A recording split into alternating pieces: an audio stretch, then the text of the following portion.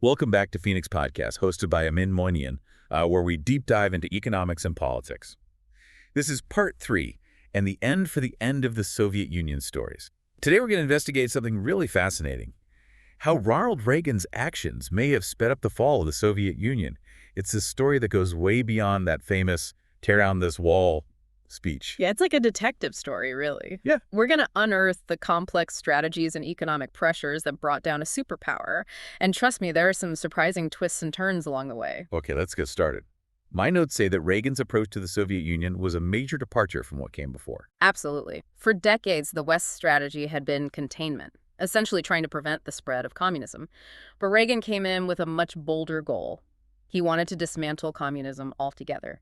He truly believed it was destined to fail. And he wasn't shy about expressing that belief, was he? Not at all. His 1981 inaugural address really sent shockwaves through the Soviet leadership. He called communism a form of slavery, predicting its inevitable downfall. We know from later accounts by Russian diplomats that this speech really rattled them. I find it fascinating that this one speech had such a profound impact on both sides. We have these accounts from Soviet officials who are clearly shaken by Reagan's words. But then you also have stories like that of Natan Sharansky, a political prisoner held in Moscow by the KGB. He said Reagan's words gave him a glimmer of hope in that incredibly oppressive environment. It's a testament to the power of words and the importance of moral clarity. And Reagan didn't stop at speeches. He understood that the Soviet Union was already under immense economic strain, struggling to keep up with U.S. military spending.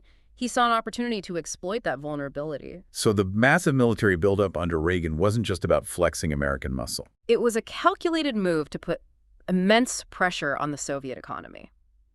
Think about it. They were forced to spend almost a third of their entire GDP on the military just to try to keep pace. That's like if the U.S. today spent, say, $20 trillion a year on defense. Imagine the impact that would have on our economy. It would be crippling. It makes you wonder, was that part of Reagan's plan all along? It's certainly plausible. By 1982, Soviet economic growth had stagnated completely. They were caught in a trap of their own making. If they didn't try to match U.S. military spending, they risked falling behind technologically and militarily.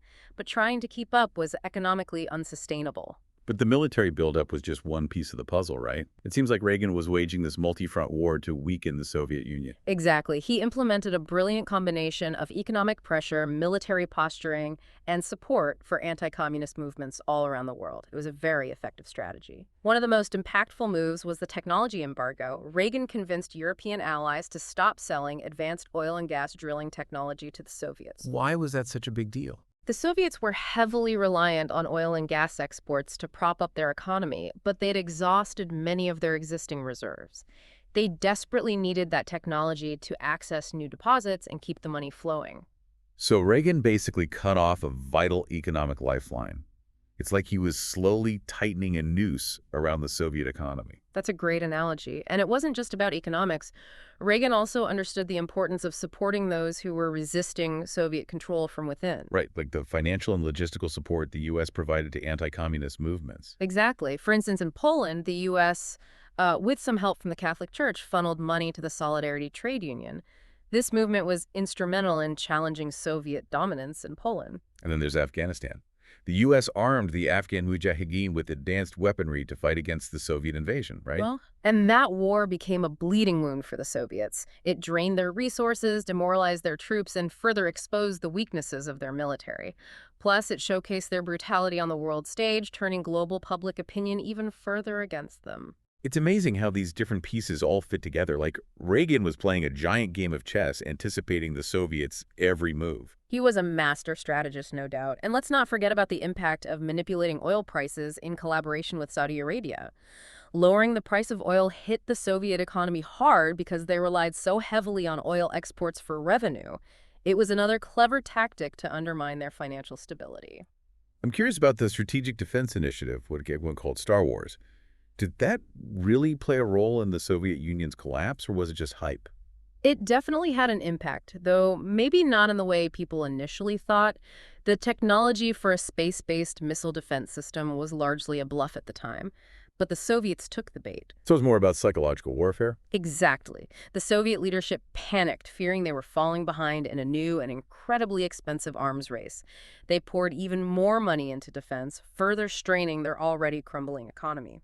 It was a brilliant move by Reagan. So we've got this combination of economic pressure, military buildup support for dissident groups, oil price manipulation, and the psychological impact of Star Wars. It's no wonder the Soviet system eventually buckled under the weight of it all. It was a death by a thousand cuts, really. Each of these actions chipped away at the Soviet Union's power and legitimacy, ultimately hastening its demise. It's incredible to think about the sense of triumph Reagan must have felt as the Berlin Wall fell and the Soviet bloc crumbled. Did he ever go back to those countries after his presidency? He did, and the reception he received was astounding. 2 years after leaving office, he visited a newly reunified Germany and a newly freed Poland. I bet that was emotional. What was it like? Picture this: hundreds of thousands of people flood the streets of Warsaw to welcome him, many weeping with joy. Lech Walesa, the leader of Solidarity who became the president of a free Poland, presents Reagan with a jeweled sword. A jeweled sword. That's quite a gift. It was deeply symbolic. Walesa said he was giving it to Reagan in commemoration of the great help you gave us in cutting off the head of the monster of communism. Wow. That image really drives home the impact Reagan had on people who had lived under Soviet rule. It does. And in Germany, the crowds even sang a song poking fun at Western European leaders who had been hesitant to challenge the Soviet Union. It was like they were saying, Reagan had the guts to do what you wouldn't. So looking back, it seems clear that Reagan's approach was incredibly effective. But I'm guessing there are some who argue that his actions actually prolonged the Cold War. How would you respond to that? It's a complex issue, and there's no easy answer. It's true that Reagan took a hard line against the Soviet Union, but he also understood the need for dialogue and diplomacy. Remember, he eventually forged a strong relationship with Mikhail Gorbachev, which paved the way for arms control agreements and a peaceful end to the Cold War. So maybe it was a combination of strength and a willingness to engage that ultimately led to success. What lessons can we draw from all of this for the challenges we face in the 21st century? That's the million-dollar question, isn't it? The fall of the Soviet Union reminds us that even seemingly invincible powers can collapse under their own internal contradictions. It also shows us that economic strength can be a powerful tool in international relations. And that it's crucial to stand up for democratic values and support those who are fighting for freedom around the world. Absolutely.